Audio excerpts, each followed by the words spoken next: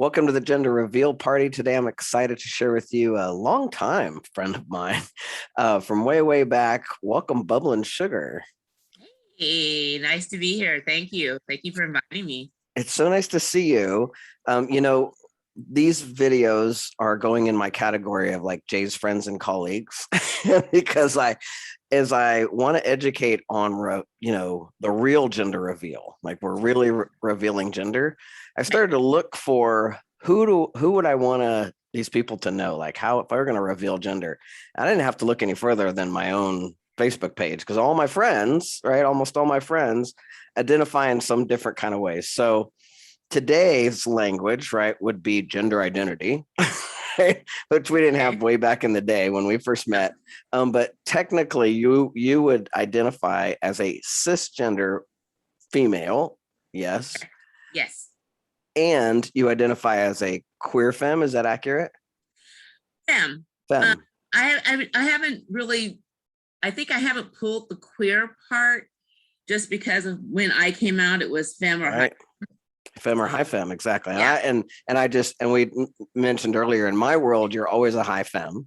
That's sweet. But tell me, could you tell our audience, because right now in the world, younger people are claiming the word femme who are straight and it's a very, and gender wise, it's like a kind of sort of an identity. Mm-hmm. And it always has been, but the rest of them didn't know about it.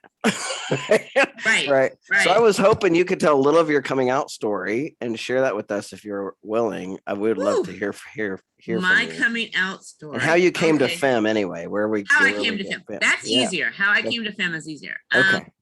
Well, let's see. It was shortly before my mom had passed away. I had my first experience with a female, and I was in my 20s. Before that, I was a theater geek. So, I was like, what's sex? Who cares? Am I on stage? Right?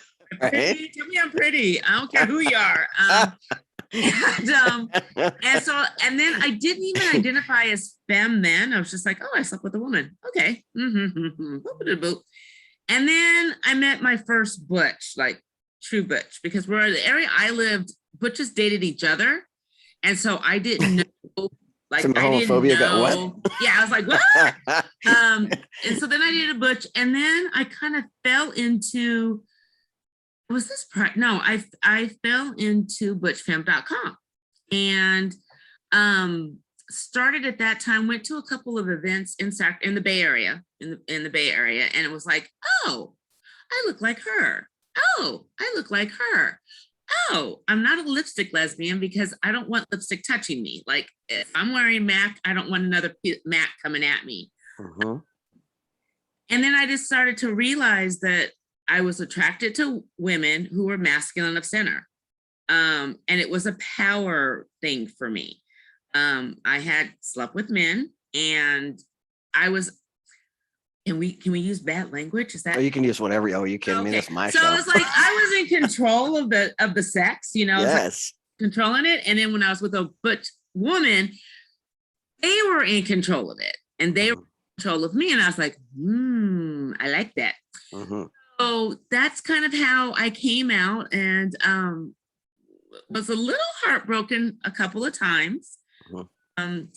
Had a long distance relationship with a newly out butch. And then that didn't go well. And that was around 9/11. I think that's when we broke up. Actually, about when we broke up, because we were watching the towers fall, because I had stayed home from work. And then just dated, went out and started to go to the Bay Area a lot more. And in the meantime, my father had passed away. And then met my current partner, and we've been together for 20 years, and we officially got married in 2013. So we've been together for a while. Yeah.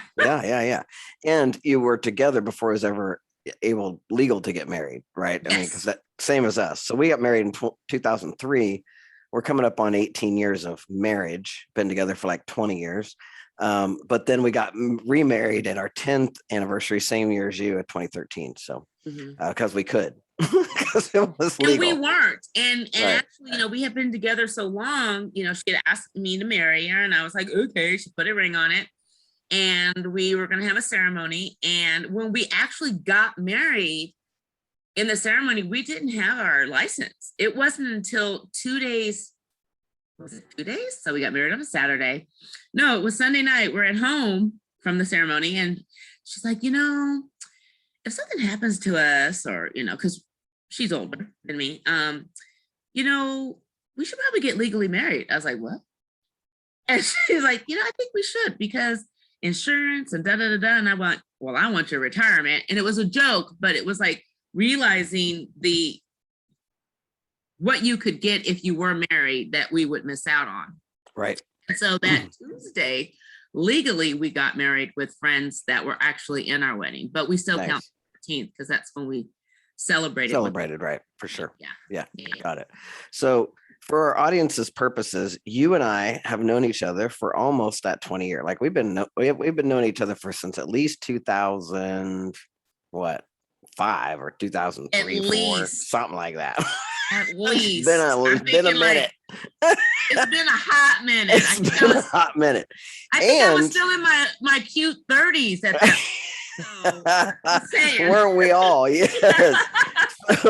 So we have hung out, we have conversed, we have had some powerful conversations, and yet the only context we've ever hung out in, ever been in, is what we would call a Butch Femme Bash or Butch Femme Reunion. It's a Butch Femme event. Yes. And so for me, when I tell my story, for me being able to identify first as a Butch and then as a Butch and or trans Butch, like being able to go to those events, and especially because I've always, and when I tell my story, I talk about how the 90s happened, and I'm like, where'd all the femmes go? They just disappeared. Everybody was wearing flannel shirts and boots. So the first time I met a femme, and that was like, what? It's like that had a skirt on and big hoop earrings. I was like, wow, what? What just happened here? So I got reintroduced to my butchness after I'd kind of gone back to just playing it safe, right? I'd been playing it safe in college, and then I kind of got reintroduced to my butchness by a femme. And so for me, femmes have always had this like special place in my life, always. And as a butch, that's just how we view our femmes, right? You're like goddesses to us, which I and you should be. But so the context where we meet each other is at a Butch Femme Bash, and for me, it's the most powerful places on the planet because it's the one place where I'm like with people who are just like me. Like it's no place else where there's people who are just like me, and it feels so good. And now we have this, we've morphed, and granted, we've had the pandemic and all these things, and the world is shifting so much that like it almost feels like the Butch Femme community has eroded almost. When I first started hearing that young, we call them cisgender females, we'd always called them bio females, right? Cisgender females who are straight are identifying as femme. I was like, no, wait, you're cultural appropriating that word. Like you can't do that. And so what I know is what you resist persists. So I stopped resisting. Like, okay, you're identifying as femme. And so now there's a word like queer femme or gay femme, or, it's almost like you have to put a qualifier on it, because if you identify as femme, that doesn't necessarily mean that you belong to the Butch Femme community, is what I'm trying to get to. Yeah. And then how does that, did that occur in your world? Like, hey, wait, that's my word, or that, am I the only one that was squeaking about that? It's weird because, when we would go to the bashes and I'm from outside of the Bay Area, but having lived in the Bay Area for the last 20 minutes, we had community. There was a Butch Femme community. There was a Butch Femme community. There was a strong Butch Femme leather community as well. Right. So when we would go to the bashes, I had to sit back and realize, oh my gosh, this is the first time people are actually coming together with people that are like them. When we're getting on the plane, all of us are like, hey, let's go, let's get there, woo, party. Right. And realizing the overwhelming feelings surrounding that. Yeah. I consider it's funny because when I came out, I was like, oh, cute little young femme. And I looked up to all of these older femmes that were just so, graceful, beautiful, and just glided into the room, And then I realized, oh my God, I'm now one of those femmes. I'm now the age where there are younger people looking at me going, oh, you're so big. I'm like, you're a cute one. So I still keep them. I don't use high fem anymore just because I'm not emceeing. You know, that kind of part of me, just because of timing and people moving away, and we moved out of the Bay Area. But you know, I still keep my femme identity. It's still attached.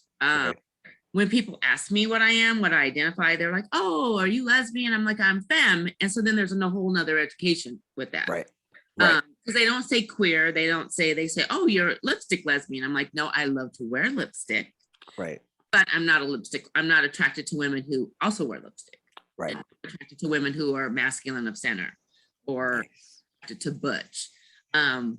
Or, you know, at some point I have to say, you know, they're like, oh, stud. And I'm like, not quite stud, but I can see why you would think I would identify or be attracted to a stud, because I am with an African-American woman, right? Right. Can you elaborate on that a little bit and say more about that? Because people are like, I don't know. Well, because, you know, stud is an identity that's basically, I don't want to speak for all studs because they'll get mad at me. But they're mostly people of color. So they're Hispanic, they're of the Hispanic range, they're of the African-American range, they're of the Caribbean range. And so there is for example, Niecy Nash is married, right, to Jessica Betts. She probably does identify as stud. She may not publicly identify as stud, but she fits all of the what a stud would be. Right. She looks like a stud to me. Yeah, I'm just saying. And she's taking care of business because Niecy is very happy. So so there's that, you know, and then but now I know that there's people who are not people of color who are identifying as stud as well. And I don't know, I can't speak to that. I'm not going to speak about that realm because I don't know how they feel about that. I just have noticed that that's come up a lot. Right. But yeah, I'm femme. I'm a femme who loves masculine of center women and or trans men, because I have a lot of my babies who identify as trans too, and they're part of my family. So, you know, I'm one of those femmes though. If I have to, I will take off my shoes and my earrings and my rings, and I will go to blows because we're not playing. That's just what we do. Yeah. Right. Yeah. Got it. So tell me about, you just mentioned emceeing, and not emceeing anymore, but that's part of the iteration of your life that I was a part of, was getting to watch you MC. And one of the things that you emceed and how we play with gender along these were drag king performances, right? Mm-hmm. And then women also doing what might look like a drag queen performance, but like, you know, lip syncing and performing in that kind of way. Could you say more about that and share about that? Because I mean, for example, your husband is one of the hottest drag kings I've ever seen in my life. I mean, testosterone had me had unnatural thoughts. Now I'm off testosterone, my old lesbian self again, so I have no interest in boys. But I'm just gay, no matter what. So I was on testosterone, I'm like, oh my goodness. So he's so hot, I can't. I know, right? So he, she, HY, she identifies as is my husband. Mm-hmm. So husbutch, that's a new word. I always say husband, but I love husbutch. That's great. Husbutch, and that's what we kind of decided when we were going. I love that. I'm the wife, and they're the husbutch. Nice. Recently had a long stint, and does not identify as that anymore.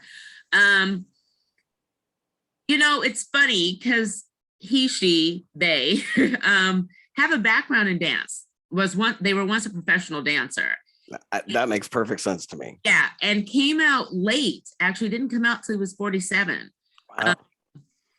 And was dancing one day at a club, and someone's like, "You should do that and like put a strip to it."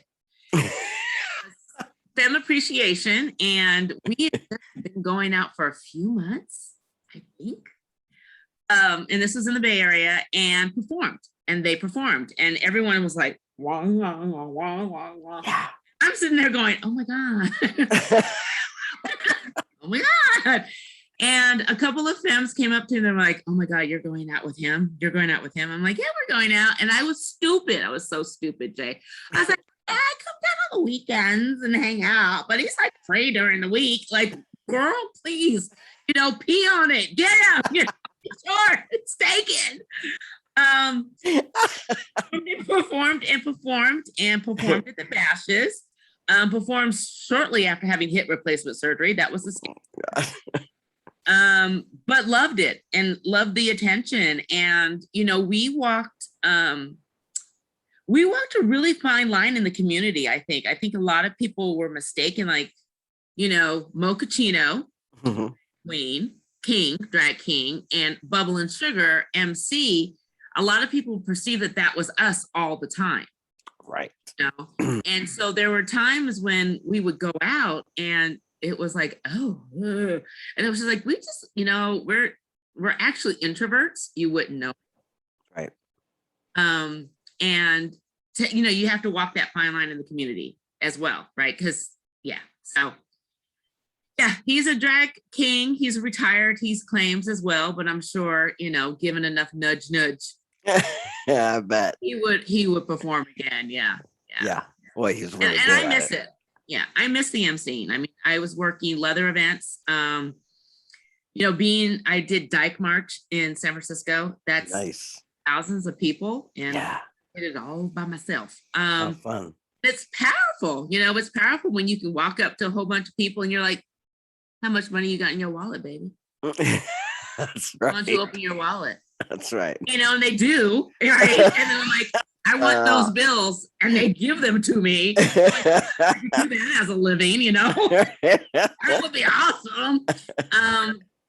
But it's also exhausting, and I don't think a lot of people understand that too. They're and because my husband is a performer, he's very protective of me after I perform. Make sure I'm, someplace quiet where, till I can transform back into my real self, a lower femme version of Bubblin Sugar, to walk amongst the crowd, to do whatever it is I need. Bubblin Sugar on stage is high femme. Yeah, she is. She's high, barefoot. She's high. She's fierce. Yes. Yeah. Being able to incorporate that into my regular life has been really interesting, though. That that power, that she holds. And I think that's another reason why in other venues or in other situations, I don't feel like I have to have the stage or have the attention, because I can get it if I want it. Sure. And it sounds really like, but don't she think she the shit? It's not that I think I'm the shit. It's just that if I really wanted that attention, I know how to get it. And for me, it's easier for me to sit back and let someone who doesn't have that attention all the time, go ahead and take it. It's yours. Yeah. Well, and in the show, I talk about the being classically trained female, right? And that is for myself, something. I've been more fluid than a lot of my butch friends, I think. And I know I've put on a backless dress. I know the power that can come inside of that. And it's been very interesting to me. It's always interesting to me to watch that world of gender and power dynamics inside that. And just even being part of the classic training of female, to some degree, we don't talk about that piece. Like we don't ever want to talk about that piece, that there is power in that. And there really is. And, there's that whole world that you're classically trained. So that power is supposed to be to serve men. Right. Right. And it's supposed to be to get you picked. Right. So then you get picked and then you get to serve men. And so one of the things I love about, these conversations and opening gender up for people instead of, again, the gender reveal party where we're really going to reveal gender, not genitals, is that gender is so fluid and has so much with the flowing in and out of sexuality, in and out of power. And there's just so many dynamics to it that we can't, to say that it's a boy and a girl, or to put it in the world of two sexes is just, it's just like destroys all of it. Takes away the magic. And it does. And I will say, even to add to that, because there's levels, right? Everyone has multi-level. Absolutely, layers. Yeah. So I have the layer of African American female. Yes. Right. That's what I identify. I'm African American, and then I'm a woman of size. And so then there's that woman of size finding her own sexuality and using that sexuality in a positive. I would say if I had a child, Lizzo would probably be my baby. Yes. I mean, yes. Yes. I'm like, Lizzo how old is she? Your baby. Yeah, she could be my child, that type of thing, but she made it. Yes, I love she's that. even more outlandish than Bubblin ever was, right? But yes. Well, maybe not. But I was gonna say, I think it depends on the venue. Yeah, it depends on the venue. And then being femme, and then being gay, and then owning all of those titles. I mean, there's times when I've had to I've emceed gay men's titles with a gay leather man. And at first it was like, what is that? Yeah. But by the end of the night, most of the men were like, oh my God, I would totally change for you. I don't want you, but okay. Right. There's owning all of that. And so I always would go into my MC realizing that it wasn't just about me being a femme. It wasn't about me identifying whether I was in leather or not leather. That I didn't, and I truly did not realize the scope of me being on stage until two femmes walked up to me at a Butch Femme event and said, I would never, ever, ever show my arms. And here you are, arms out, sparkly, tits up in this gorgeous corset, owning it. And they're like, I'm forever changed. And I literally had to go in the bathroom and I cried because I didn't think about that. I didn't think that would just have an effect on women in general at the event, right? We're all femme, we all ID. It never dawned on me that, oh my gosh, so now I'm this spokesmodel for like big girls. Big girls can be sexy too. And that was powerful for me. Yeah. Changed a lot of my MCing. Yeah. Changed a lot of my outfits. I'm not gonna lie about that. All became a little bit more skimpier. Showed a lot more leg. And that, because even to this day I get teary-eyed because two of my really special, close to my heart femmes, who I still stay in contact with, daily on Facebook, are just like, you forever changed the way I view myself. Yeah. And you just never know when that's gonna happen. Right. You never know. And I can't tell you how I'm moved. I think we need to end right here because I'm about to cry. But I mean, I want you to get that just you being here with me today. Also, you just made a difference for a bunch of femmes, and or African American women of size, like that. The whole audaciousness is what it occurs, right? That's audacious, which is ridiculous that it's audacious.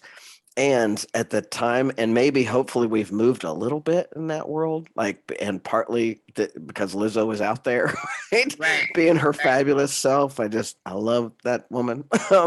But we've moved, and I assert, my friend, that you're the pioneer that helped move that. Right.